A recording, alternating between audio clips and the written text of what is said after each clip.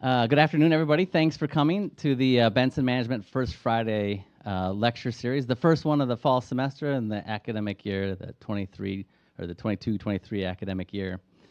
I'll introduce our guest speakers in a couple of minutes here. I want to first sort of introduce some of our sponsors. So the first one, after the presentation today at 3:30.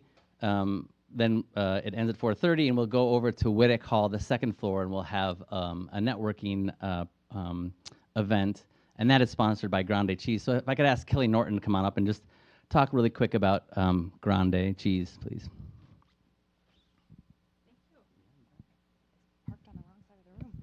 Hi, good afternoon. I'm Kelly. This is Gracie Reeder. She's currently an intern working for Grande Cheese Company. We're located in Fond du Lac, Wisconsin. Anyone know where Fond du Lac is?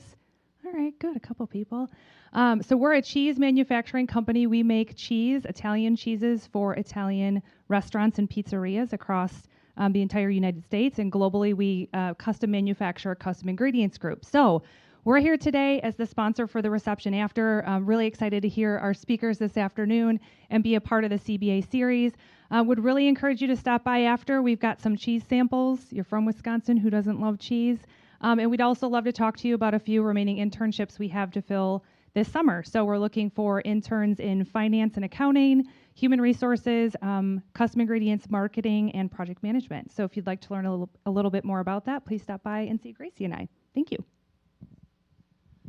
Thank you. I also want to mention you all swiped in, and so this time a lot of our previous speakers have been really generous. And in this particular case, we have a previous speaker that was the CFO for Pampered Chef that we had last year, and she left with us, or she sent it to us, a deluxe air fryer. And since I already have one, we thought we would auction it off to students. So there's a raffle. Your name has been entered in, and hopefully I remember to let you know who's won that afterwards, so that you have to lug it back from where you are as opposed to us lugging it back to the office. So there'll be that giveaway as well. But before, again, I introduce the speakers, I would just like to thank Benson Management for being the overall sponsor, and thank Barb and Brian for their sponsorship of this. You know, Benson Management is a family-owned business with over 40 years of experience owning, operating, and managing a variety of rental real estate housing for students, along with the residential and commercial properties in the Crosse, Wisconsin area. They specialize in student housing near UW-La Crosse, Viterbo, and Western Technical College. They own the properties, they manage them, and they provide exceptional maintenance to protect and enhance their investments. They combine their experience, personal service, and the latest technology to streamline the rental process. You can search through all of their vacancies or search specific categories to find the space that's right for you on their website. So I really want to thank them for their sponsorship of this event. It's allowed us to bring in some really great speakers, some great alums, and I want to turn to introducing our speakers today. This is a little bit of a unique presentation because normally, you know, it's one speaker, but when I met both of them, they have this really, and I think they'll talk about this great shared story of their time here as students together, and then following sort of a similar path and major, both management majors, but then different career paths. And so they'll intertwine those stories as well. But let me start by introducing Katina Shelton. She's a 1998 graduate of UW-La Crosse, and she holds a business administration with an emphasis in human resources. Her roots are in Kansas City, Kansas. Katina and two of her best friends attended UWL with the plans of pursuing a career in criminal justice. While working in the Human Resources office here on campus, though, through a work-study program, her interest in HR grew, and she soon shifted her path towards this field of study. While at school, Katina was deeply engaged in the Black Student Union and was heavily involved in tutoring high school students from underserved communities. After graduation, Katina moved to Minneapolis, Minnesota, and continued her pathway to HR. Over the past several years, she has worked in HR across various industries, manufacturing, pharmaceuticals, technology, and now most recently, communications. Along her HR journey, she has developed expertise in many of the general and specialized areas of HR, including payroll, compensation, employee relations, and information systems. Katina is currently the Director of Human Resources at Padilla CRT, a global communications firm. Katina resides with her husband, Keenan Shelton, and their two daughters in Burnsville, Minnesota. So welcome, Katina. There you go. All right. And then Keenan is a 1997 graduate of UW-La Crosse with a degree in business administration. Originally from Detroit, he came to UWL with the hopes of experiencing college in an environment that differed from his upbringing.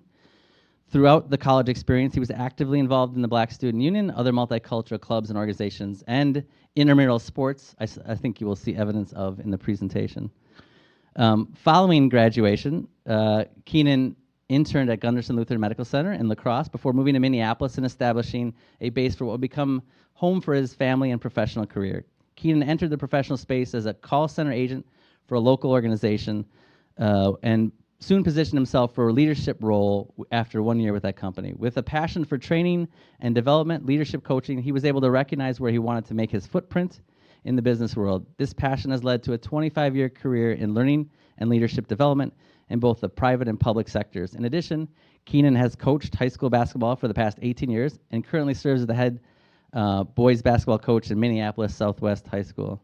Keenan is married to Katina Shelton, whom he met his sophomore year at UWL, and they reside in Burnsville, Minnesota, still with their two daughters, Camilla and Kendall. So please welcome Keenan.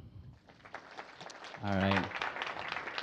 With that, I want to make sure I actually have their presentation up and invite them to come up to the front here.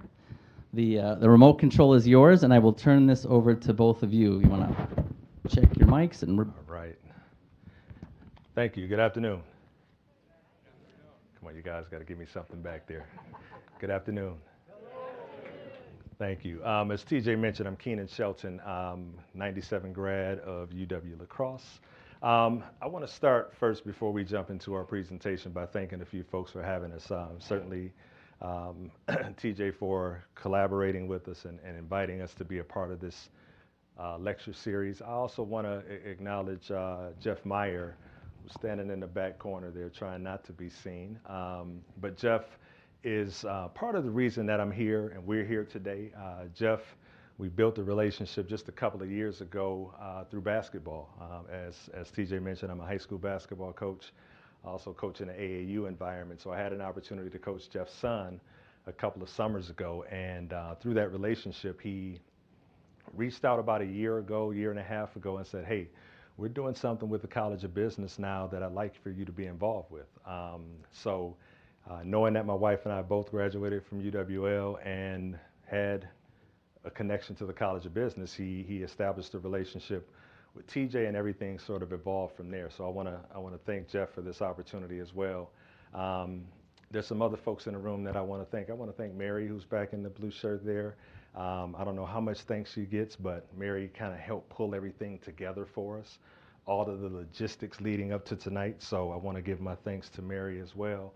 And then I have to acknowledge one other person in the crowd, and I'm going to have her stand up really quick, our big sister from UW-La Crosse, Antoina Williams.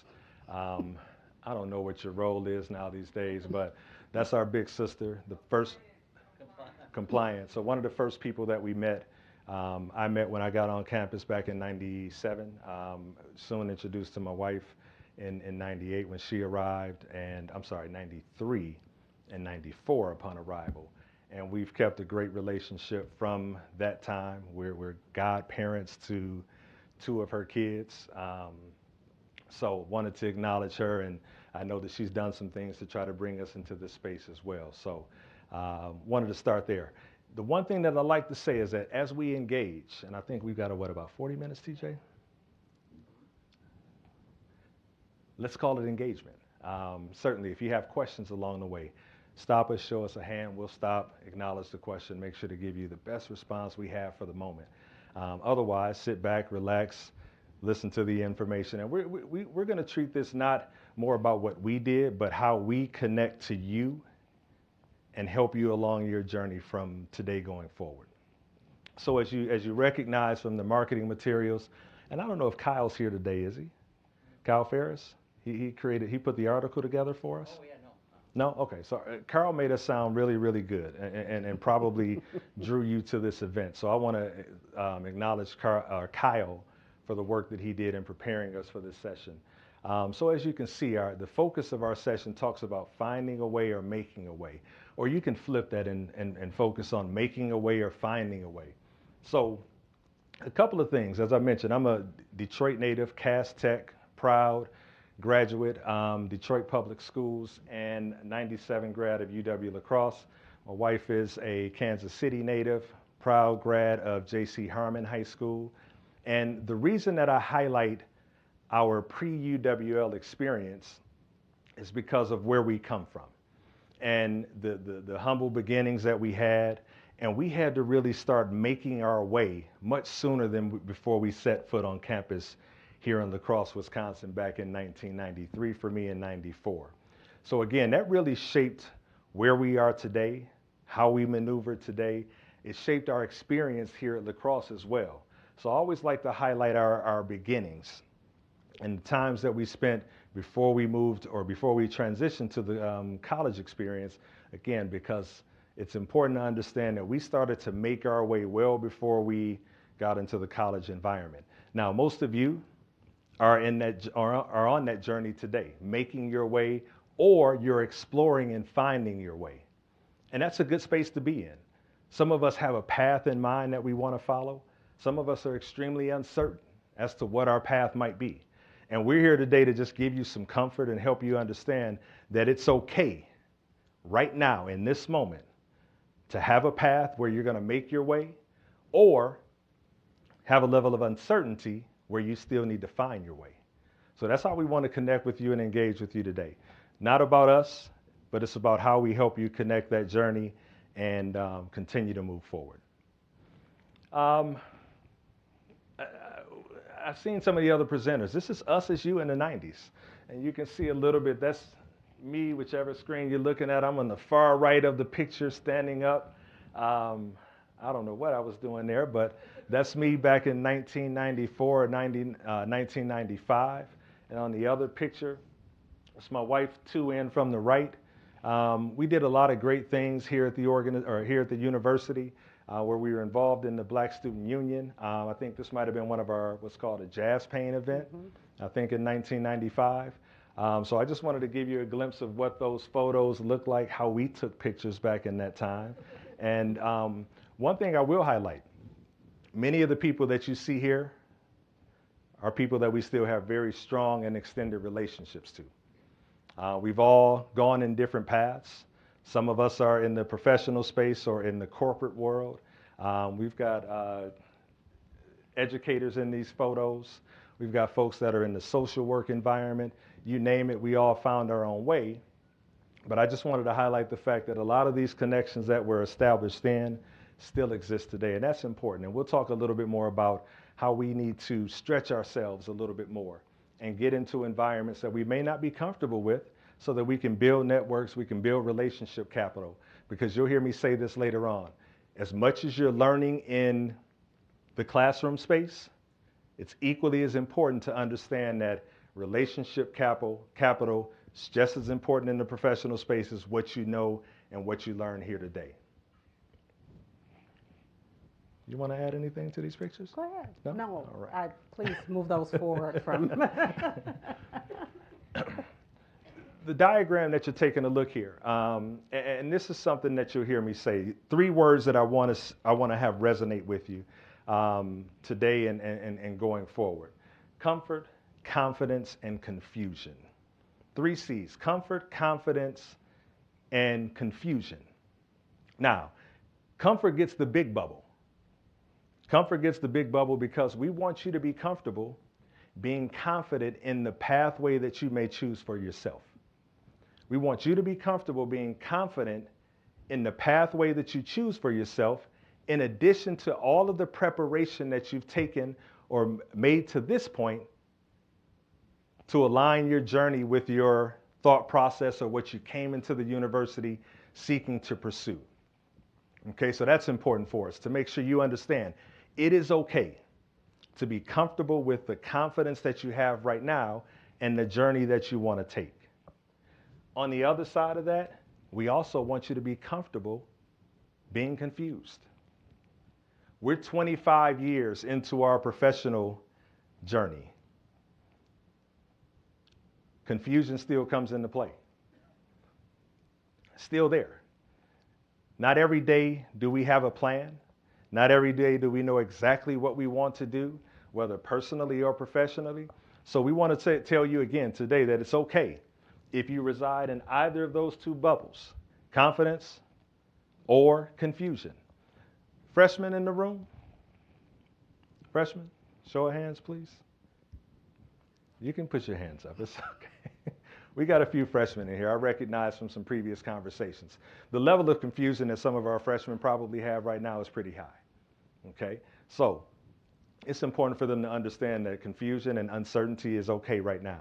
Some of you that are seniors and on your way to graduation and extending yourself to this new world, you're going to have that same level of confusion and uncertainty when you get into the professional space or as you continue along that journey. And it's okay to be in that space. As I mentioned, 25 years plus. I'm sure TJ, he acknowledged it in a conversation we were having earlier, that those things still set in. Those are emotions that you really don't have a lot of control over. And it's okay to operate in those spaces as you continue along this education and professional journey. And Okay. I'm going to add there, you'll find yourself coming in and out of these bubbles. Yes. Sometimes on a regular basis. You'll sit in comfort, but confidence and confusion. One day you may be confident in what's going on. The next day you may be questioning what's going on. And it's okay. This is not a science that we have to have ironed out, that it needs to be perfect. Now, Dr. Ross, he and I were talking, and Dr. Ross is sitting over. Raise your hand for me, sir. Thank you. Dr. Ross was one of our professors in our final year. So he's been around a long time, a lot of good wisdom. Some of you might have taken some of his classes or are preparing to take some of his classes. He asked me, he said, what's one thing I can pull from your presentation that maybe I can throw into an exam? So I'm going to encourage him to really highlight and emphasize the fact that, again, it's okay for us. He can find a creative way to build it in, but it's okay for us in this day-to-day to be comfortable being confident and comfortable being confused. Okay, it's a space you're going to see as you continue forward. Now, I want to jump a little bit further into this make a way or find a way concept. Make a way or find a way concept. As you can see here, I've given you a couple of definitions. Make a way means to create, clear, or carve a path that is desirable. Okay, to create, clear, or carve a path that's desirable. Now, on the other end of that spectrum, you've got finding a way to discover how to achieve one's goals or deal with circumstance. Okay, things are thrown at you that you might not be expecting, and you have to find your way through it. What I want to highlight from this diagram is that if you notice, there's no linear pathway to success. There's no linear pathway in life. That road is curved. Some of us have chosen to make a way very early on. Some of us will find our way. And I'm going to use myself as an example to illustrate as it relates to making a way. I knew very early on, 12 years old, that I wanted to coach basketball. So I started along that pathway. I did everything I could do to understand the game. I played the game, and I knew that that's the route that I wanted to go. I didn't know what level I wanted to coach at, but I knew that I wanted to be a basketball coach. So I started coaching very, very early on. I continued once I got to UW La Crosse. While I was studying and doing a ton of other things, I found a way to coach a 4th and 5th grade team. This was me making my way. Now, on the professional scale, as I exited UW La Crosse, and I got out into the professional space, I knew that I wanted something from my coaching background to be available to me in the professional space. So again, I'm making my way. As TJ mentioned, jumped into the call center environment. That's not a place that I naturally desired, but I got in and I got my feet wet. From there, I saw an opportunity to become a training lead. And with that, 24 years later, my focus has been dedicated to training, learning, and leadership development for the past 24 years. So in fact, you can say that with my coaching experience and my coaching desires, I was able to make my way not only through the coaching ranks, but also create an opportunity in the professional space where I knew that those skills that I had and how I was built and how I was wired would transition into leadership and learning and development. And there's a lot of cross-functionality, of course, between professional coaching and coaching young athletes. So that's important, and I wanted to just share that testimonial from the standpoint of making a way. I found it early. Some of you may not find it until 5 years down the line, but it's okay to be in that space. If you've already found it, okay, recognize it and continue to leverage what you've established thus far. Now, on the other end, my wife has a little bit of a different experience. Again, both of us came from the College of Business Administration, both graduated with degrees with an emphasis on human resources, and we took a little bit of a different path. I found myself making my way early on. She was on that find a way path, and she'll talk a little bit about that experience. Yeah, for me, as TJ mentioned, I wanted to go into law. Didn't know if I wanted to be a lawyer. I just wanted to have some relationship with law. So when I got to UWL, I didn't know what I wanted to be. I didn't know what my major would be. I did know that I did not want to be in school for 8 years. I will tell you that. That was a big thing for me. So one of the things that UWL afforded me was the ability to work through work study in the human resources department here. So I had the opportunity to go in and understand all these different facets of what happens behind the scenes. What happens to keep how do we hire professors? What happens when we need to go eat, things of that nature. So for me, I said, this is something that I could do for the rest of my life. However, I didn't know what pieces of HR I wanted to really do long term. So I really became a generalist at nature. When I graduated, I finally decided to go into human resources here. And when I graduated, continued my career. My career now has spreaded across different industries. However, I didn't lose that legal piece of it because now I'm dealing with employee relations that has that legal piece in it. I'm dealing with compensation and benefits. I'm also dealing with compliance. All of those pieces have HR and law as a piece of it, so I'm able to continue that journey that I was on. Now, one thing I want to highlight, and again, You know, one thing I'll highlight for you, and I didn't bring this in on cue, and this just talks about the journey and continuing either to make a way or find a way. The important thing, then I'll go back to mention something that I stated earlier, the important thing is self-awareness, okay? Understanding who you are, how you're wired, how you're built, and that'll help you really determine, again, am I gonna make my way down this pathway, or am I going to explore a little deeper until I find my way? Okay, so self-awareness is a critical element to understanding how your journey plays out. And I think each of you, if you've not discovered yourself so far, you will over time. Yes. So give yourself some grace, be patient with yourself. And again, if you sit in these seats as freshmen, you've got a long journey ahead of you. You've got time to figure it out. If you sit in these seats as seniors or juniors, upperclassmen, you still got time to figure it out as well. Okay? It's all about being comfortable in the space that you're in, figuring out exactly what it might look like, and knowing that the timeline and the pathway is not linear. I'm sure somebody's told you that it is, but it's never been a linear process. Okay? Life is not created as such. So we've got to be patient with ourselves, find a way or make a way based on what your desires are. I want to stop there, and if there's any questions from the group that we can take as we engage, go ahead. What drew you guys to UWL? I just became a millionaire. Now, one thing that I didn't mention earlier on, if I had $1 for every time I've been asked that question over the last 29 years, I would be making the biggest donation to the College of Business you've ever heard of tonight. I'll answer the question. It was a variety of things, and our stories are very similar. Mm-hmm. One, we just happened to run across a very engaging and active recruiter at the time, a gentleman by the name of Jerome Johnson, who was the diversity recruiter for UWL back in the 90s. He had a territory of Detroit, Chicago, Kansas City, and Milwaukee. So his responsibility was to help diversify the student population at UWL.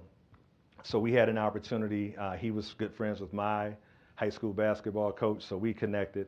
So that's one of the many variables that brought us here. Second, financially, it was more conducive to our economic status at that time. We were fortunate enough to receive the Design for Diversity scholarships that were being offered at that time, and so we took advantage of it. Again, coming from humble beginnings, wanting to go to college, knowing that we needed to go to college, that was something that was important to us, not to place that additional burden on our families. And third, it allowed us an opportunity to experience a whole new world. We'd have to stay here for a couple of hours to talk about stories from Detroit and stories from Kansas City and stories from Milwaukee and other urban areas. But it afforded us the opportunity to make our way out of those environments and then find our way around the La Crosse area so that we can continue whatever journey we were on going forward. So a lot of dynamics included there. Yes? Did you have any like culture shock coming to Wisconsin? I don't even know how to describe it. But absolutely, yes. Certainly coming to Wisconsin, coming to La Crosse. At the time in the 90s, Detroit's, and I lived right in the heart of the city of Detroit. I'm not out in the 30 minutes away, right in the heart of the city, and same thing, Kansas City. So what we see here in this room today, flip it, and that's Detroit, from a race and ethnicity perspective. So yes, La Crosse, Wisconsin was a shock to the system. The good thing is that we had an opportunity to connect when we came on our visit with some folks who were established here, who were of like mind, like experience, like background. Like I mentioned, Mrs. Williams, one of the first people that we met when we came on campus. So meeting people like Antoina, like a few other folks that you may not have a connection to, but meeting those folks and them telling us this is a place where you can come in, feel comfortable, get a good degree, and have some opportunities potentially going forward, it was a no-brainer for us, along with the other variables that I mentioned. Yes? You mentioned that you've made the way and then you're finding a way. Yep. Now that you've already been established in the professional realm for about 25 years, what are your goals in the next like 5 years or something like that? And then how are you continuing to make a way and find a way? Great question. And can I just defer your question to just a little bit later? Because I want to talk about that. Great question, and helps me segue a little bit into the next slide. We talk about self-awareness along this journey. The other piece to making a way and finding a way involves new discoveries. Okay? And with that, 25 years into the professional space, what I found is that everything that I did for the past 25 years, I don't want to do again. No more finite relationships, or only finite relationships. So for the past 25 years, I've worked in organizations and I've had an opportunity to grow and have an impact within certain organizations. Right now, my next move will only be in the consultant space. I like new beginnings. I like the opportunity to end a relationship. The only finite relationships that I like right now, let me make sure I'm conveying this correctly. Infinite relationships. Right here. And then there's a young lady sitting all the way in the back trying to hide. That's our daughter. That's our youngest girl. She's 13. And we've got an older daughter that's a freshman at Iowa State. So those, personal relationships that we have with individuals are the infinite relationships that we want to maintain.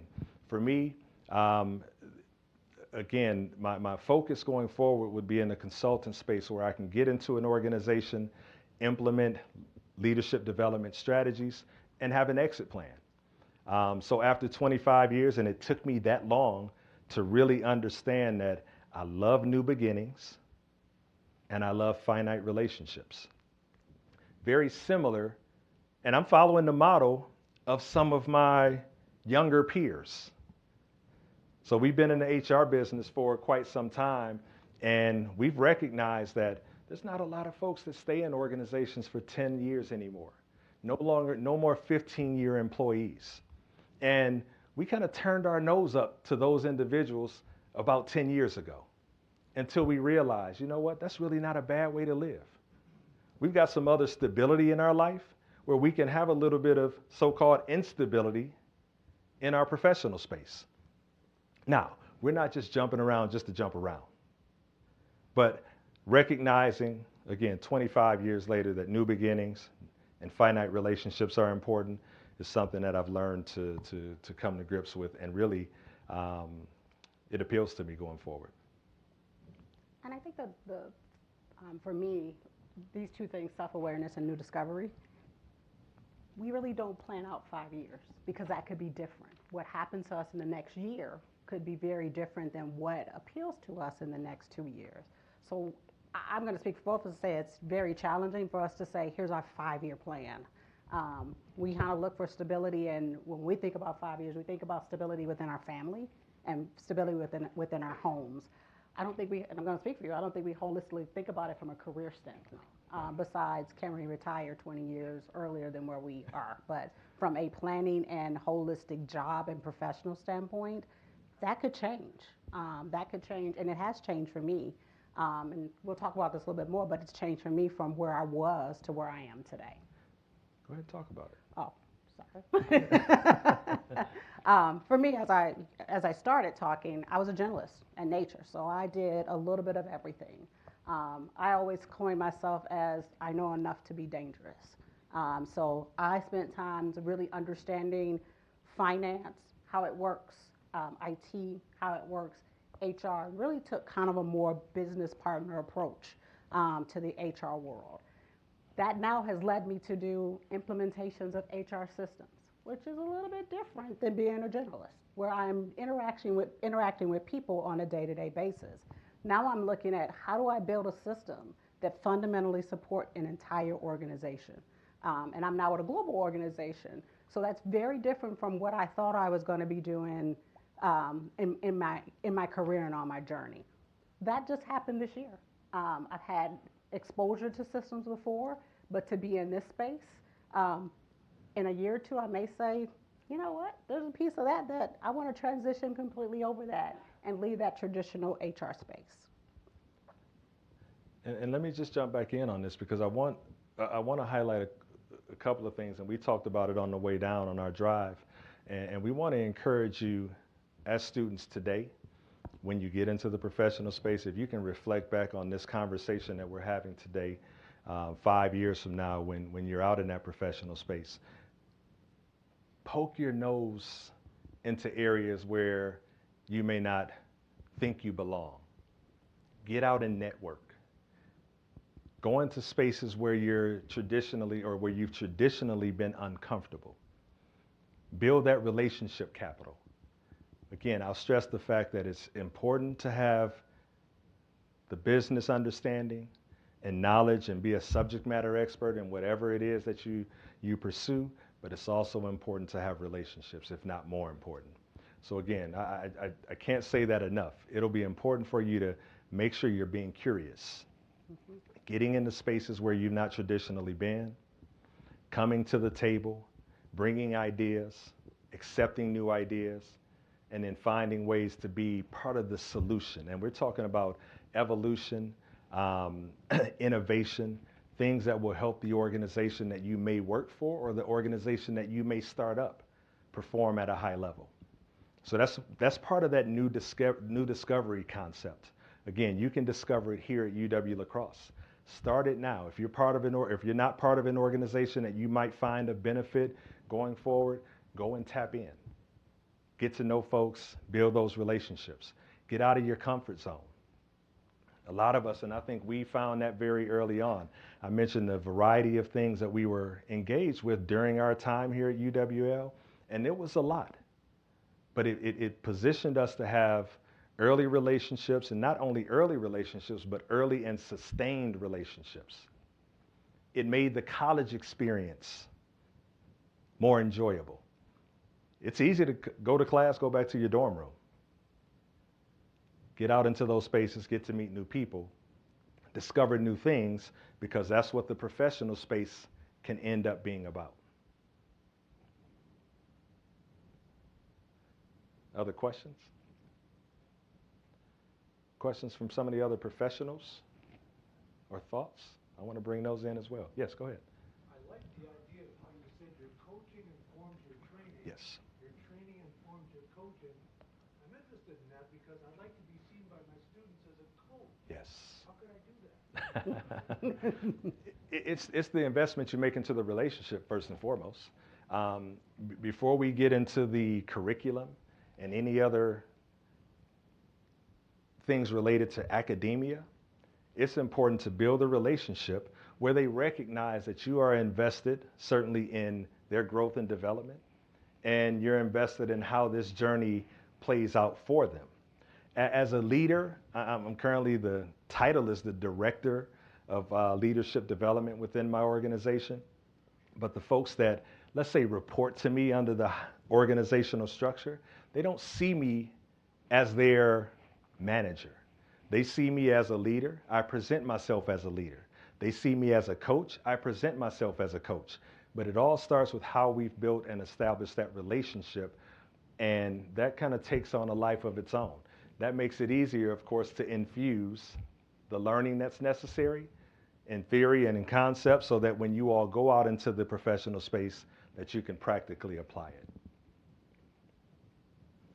And I'm going to also add, if you can find someone today to be that coach as you start your journey, or when you transition out of UWL, start to look at that. Who do you want to? My coach today is not my boss. It's an individual that I worked for 10 years ago. So I can pick up the phone and say, here's what I'm going through. Here's what I need. Not necessarily give me the answers, but question what I'm doing when I get stuck. So think of it from that standpoint. Those relationships that you're building now are definitely some that you'll have that may turn into that relationship in the future. Other questions? I know it's 4 o'clock on a Friday. 3rd Street might be calling. Let's not act like we weren't here. Exactly. 29 to 25 years ago. It was Friday afternoon. I was right over to Mitchell Hall. We played basketball for 2 hours, showered, went to 3rd Street. So I know the experience. I didn't. I was in my dorm room studying. The final thing that we really want to talk about with you as we think about making a way and finding a way, it involves change. Oh, I'm sorry. Let's take the question.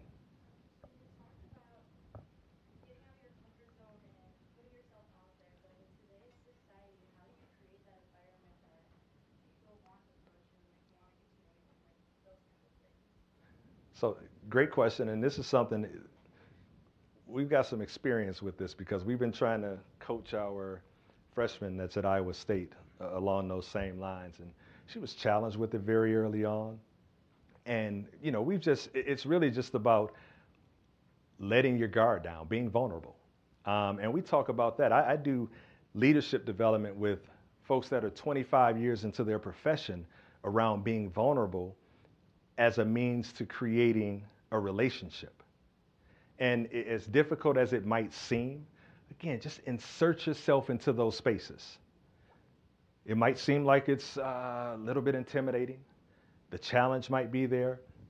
But if you make that connection, go meet someone, introduce yourself, and you never know where that relationship is going to go or take you, it might seem a little bit awkward. Because I know that right now, we had an advantage. This is one advantage we had in the 90s. We had to go and talk to each other. We had to go and actively engage with each other. My daughter snaps her friends. We don't use Snapchat. So if I wanted to build, again, I talk about the first relationship, one of the first relationships we built when I got on campus with Antoina, it was just, we saw each other, there was a connection there, and she said, hey brother, how you doing? And I said, I'm great. And that just kind of made kind of took a load off of my shoulders. That someone who not only looked like me, probably from a similar environment, came up and introduced herself. Now, I look back and say she probably had someone do that for her the year before and felt the need to create that type of engagement with someone else, especially one who came from, again, similar upbringing. We're in an environment, of course, where we were the very deep minority here in the city and on campus. So it was probably a little bit easier. But again, it's really just throwing yourself out there. As daunting of a task as that can seem, it's something that you have to do. If you sit back and wait, it can still happen. But we talk about making a way and finding a way. If you go out and make your way to that relationship, you'll see it develop a little bit quicker. And you'll determine whether or not that's a relationship you want to have. Or you can sit back and allow that relationship to find you. No right or wrong, but I think two different ways of approaching it. But I would always encourage it. Get out there and just insert yourself into environments where you may not be comfortable. Life is about being uncomfortable. And you have to be comfortable being uncomfortable. And I say that to my 13-year-old, or I said it to her when she was 11. She's like, Dad, I really don't know what that means. But as I've continued to reiterate it to her, she came to understand, okay, I'm going to be comfortable in certain spaces. I'm going to be uncomfortable in certain spaces. Those that I'm comfortable in, I'll flourish. Those that I'm uncomfortable in, I'll find a way to get comfortable because they don't go away. Long answer, but. And I'm also going to add to that, though, letting go. When Keenan talked about letting go, part of that is body language, because we don't, as he said, we don't have to talk right now. We can, and our facial expressions and all of that play a huge role in it. Letting go is approaching someone and letting all of that go and actually showing up as if you want to have that relationship or build that relationship. So, for example, this gentleman here, I'm going to come up and just introduce myself. How you doing? I'm Keenan. Adam, good to meet you. Took 3 seconds out of my day. Adam and I don't have a relationship, but I know that if we walk out there, I can approach Adam and say, hey, Adam, how you doing? Just want to extend our conversation. And now we're talking. That didn't really come from experience. That was just me willing to go and shake Adam's hand and keep it moving. Yes.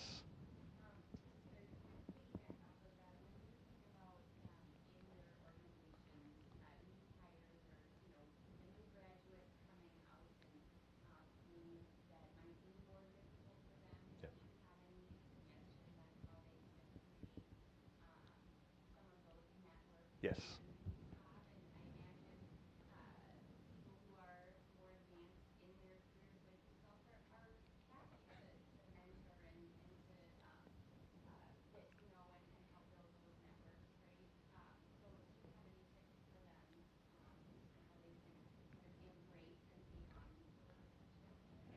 Yeah, for sure. And we talked a little bit about this with the group that we were meeting with before we came over. If that's not naturally your personality to go and do it, I just did with Adam. And again, that did take some practice. I probably wouldn't have done that 29 years ago myself. Get involved in affinity groups. Those are safe spaces, as they refer to them as, safe spaces to engage and interact with others. And again, some of those affinity groups have an actual designation. Some are just wide open. And organizations are really promoting and advocating and creating affinity groups for new hires and experienced individuals to get involved and create relationships, create a network. The other piece that we talked about was if it's not available, once you get comfortable, be the one to start it. You might be 3 years into your organization and recognize that, hey, I had a tough time transitioning into this organization, into my role, and I don't want anyone else coming in behind me to have the exact same experience that I had, where I wasn't meeting other individuals or able to network effectively. So I want to create that space that allows for new individuals joining the organization to feel comfortable and have that network as well. But the affinity group concept is present within organizations, both on the public and private side. I would always encourage you, just like for us, the Black Student Union was an affinity group that we joined early on, and it really helped with our transition.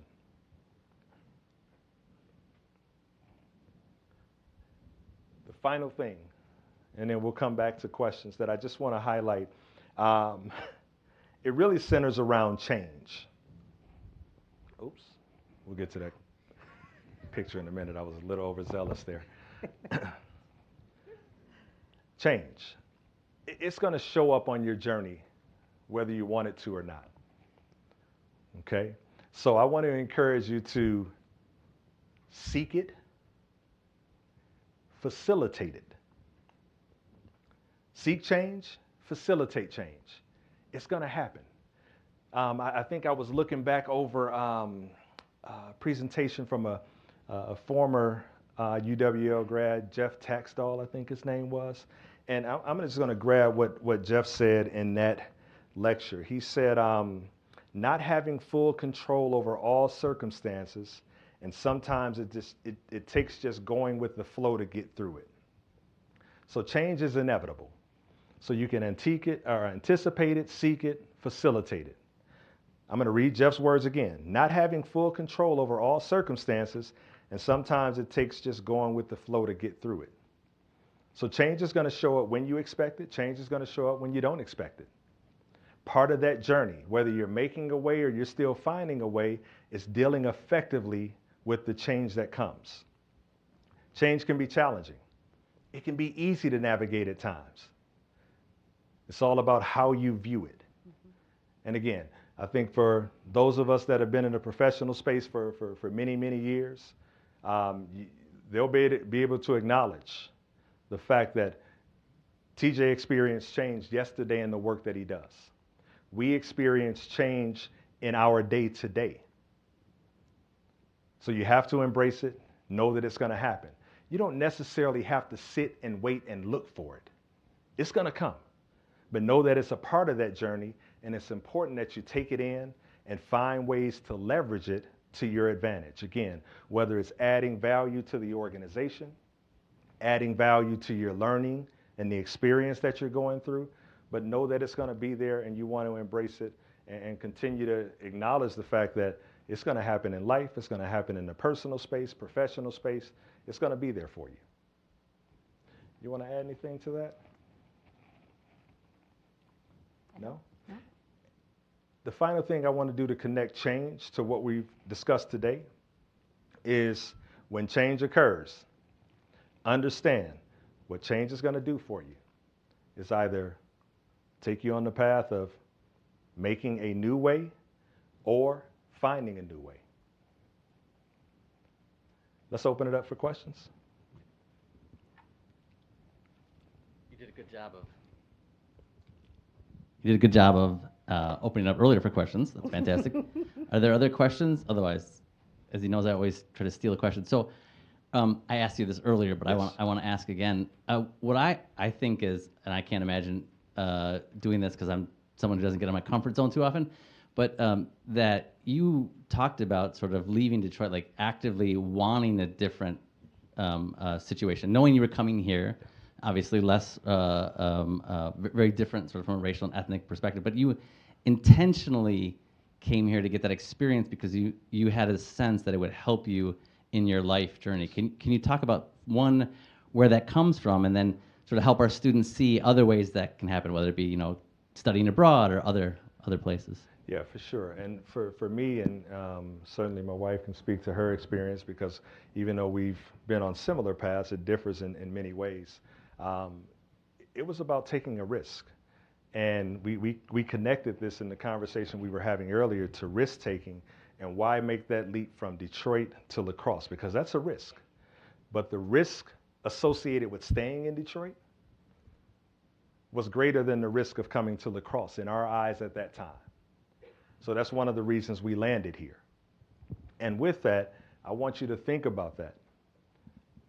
That was a risk for staying. The opportunities that are available to you, they're abundant, number one. Two, again, we go back to stepping outside of your comfort zone. Detroit to La Crosse. Going back to the question that came up earlier. I left La Crosse, I went to Minneapolis. 3 different environments. again, all of it has some risk associated with it. And TJ, to answer your question, I'll go back to what I said earlier. It was a greater risk to stay where I was that propelled me here. And that was a risk I was willing to take to see the world from a different view. And I'll highlight the fact that the worldly view that I received here in La Crosse, we were talking about this earlier. Think back 29 years, if I had to make that decision again, I would stay with the same decision I made back then. I would still come to UWL. I would still engage as a student because of the experience that it provided for me. There were some intended experiences and learning that I gained here, and there were some unintended experiences and learning that came along with this, my journey here to UW La Crosse. Intended, I learned a lot from Dr. Ross. I learned a lot from Dr. Cuffle. I learned a lot from Dr. Willie at the time. We all did during our educational experience. The unintended learning was to learn what the world looks like outside of our comfort zone. Because when we transition out and we go into the business space or the professional space, the world's not necessarily going to look and feel as comfortable as it does right now. So it helped prepare us for life more than anything. So hopefully you're getting a similar experience. And we talk about, I'm going to add to that, we talked about creating balance in your time or throughout your journey. And the professors in the room may not want me to say this, but I'm going to say it anyway. Don't pour everything into academics. Don't pour everything into academics. Take care of your business. However, have life outside of academics. Talked about getting involved in affinity groups. We talked about being involved in other extracurricular activities, getting out, networking, meeting different people, engaging in spaces where you may not be comfortable. All of that is risky, but it's important because life's going to come at you in a different way. We don't call it the real world. It's just a different world when you finish up here and you go into the professional space. It's just a different world. So take those risks now so that you're comfortable when you get into those spaces to be a little bit more risk-centric, if you will, when you get out in that professional space. And I'm going to add to that with, we talked about this earlier, was our community and our village also propelled us to want to make that transition to something different. So a piece of that is relationships, right? Those relationships that we have in our own homes, in our own communities, our own neighborhoods as well, help us make that decision that there was something different out there for us to do or something better out there for us than what was in our current and existing environments.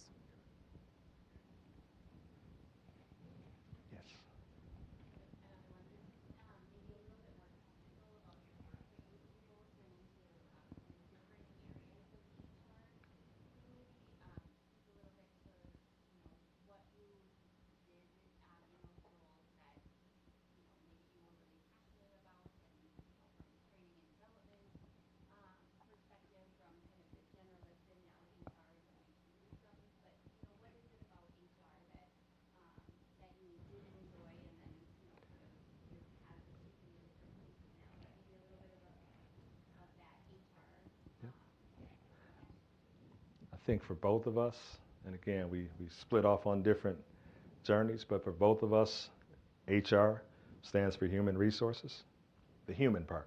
Yep. What was attractive. Even though HR had a different stigma 25 years ago, there's that human element that appealed to both of us. My wife, from the standpoint of being able to connect with people sort of behind the scenes, to ensure that people were taken care of in the roles that they were serving within an organization. Mine, again, I go back to the transferable skills between coaching and what we know as training and or leadership development. So that's where I think the human piece of it was the most appealing part. And there's something to be said by why it's actually called human resources. It's not just about hiring and terminating. There's a life cycle in between. And that life cycle that's in between the hire point or pre-hire point now And termination and even post-termination from an organization is really where we kind of made our way and you know, found our niche. Let's go to Antoine, then we'll come up.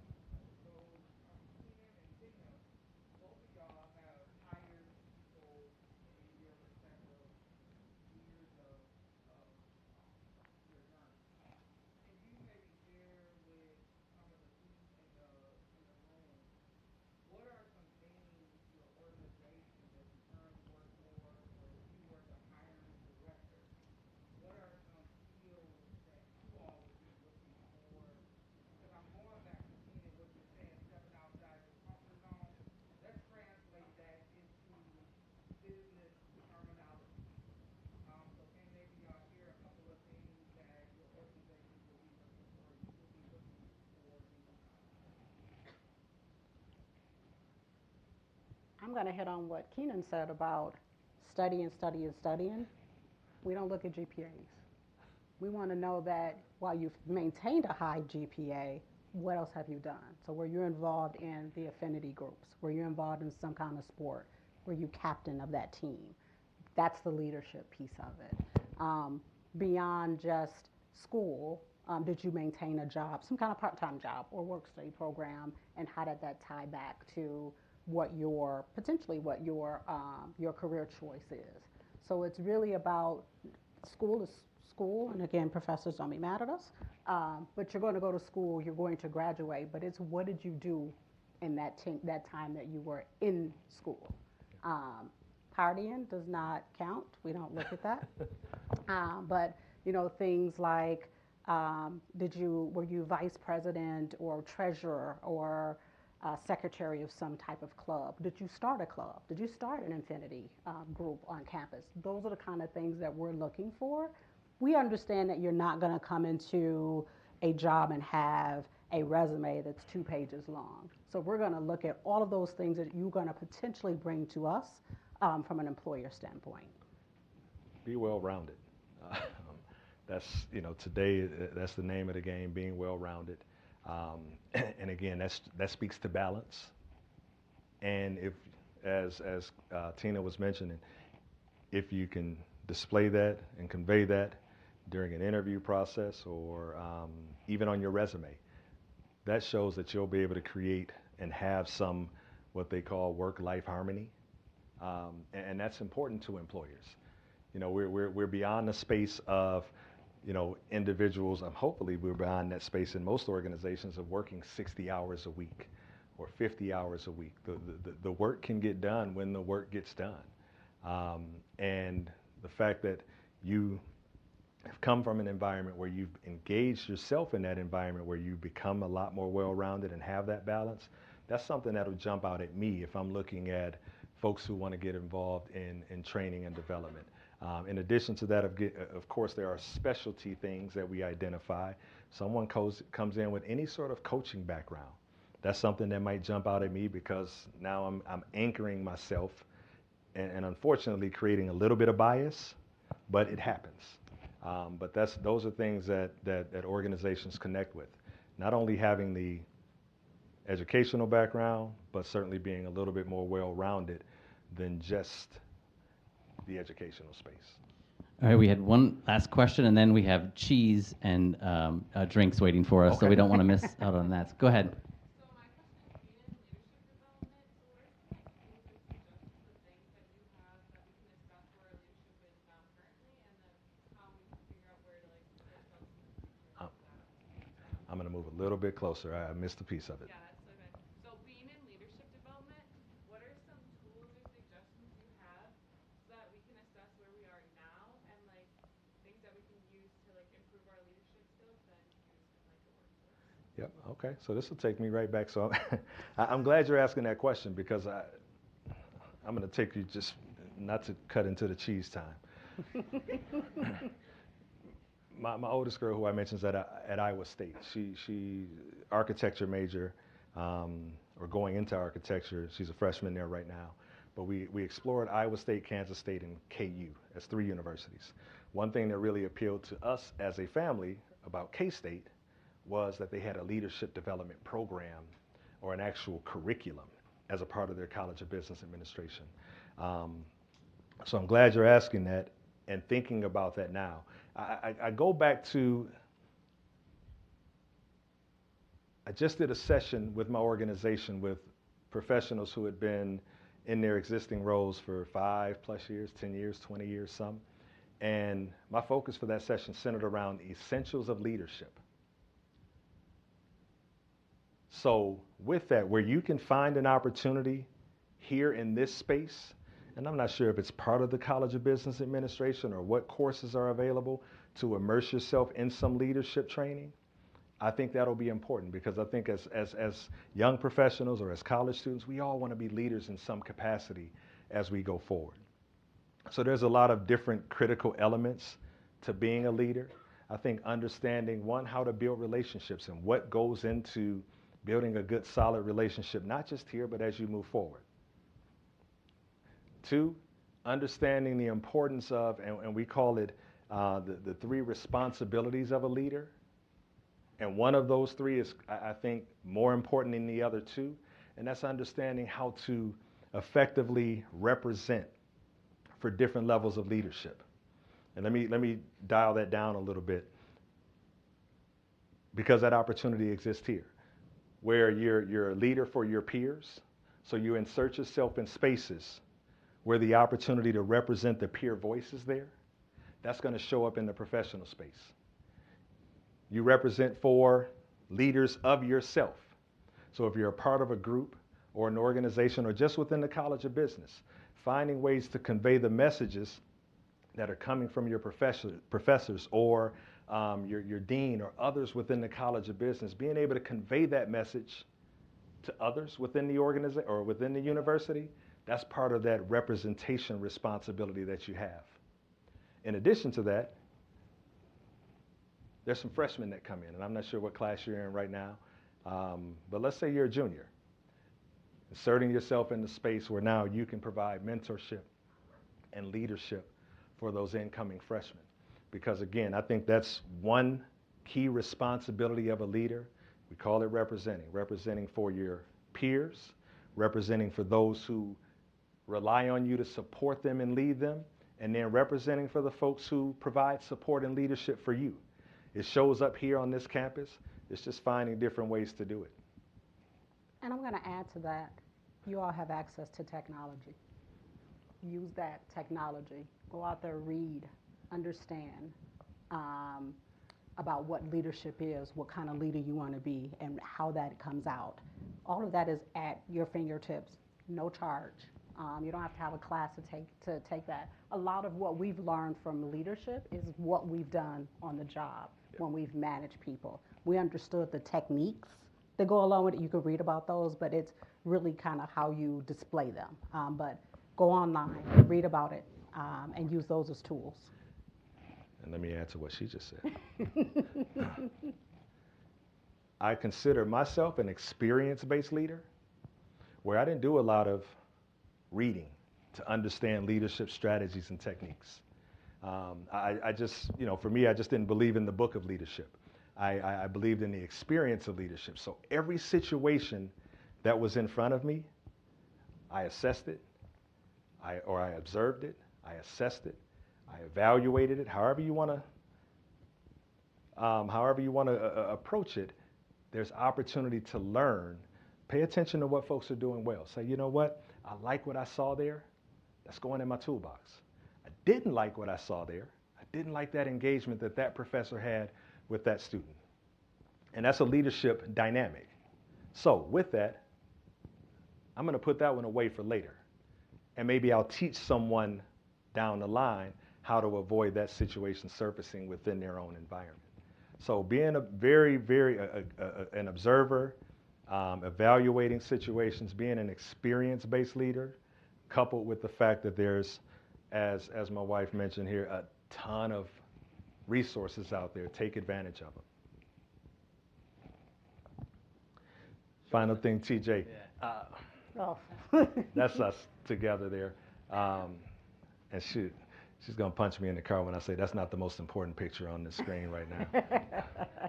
We talked about intramural sports. I like to coin myself as an intramural legend. I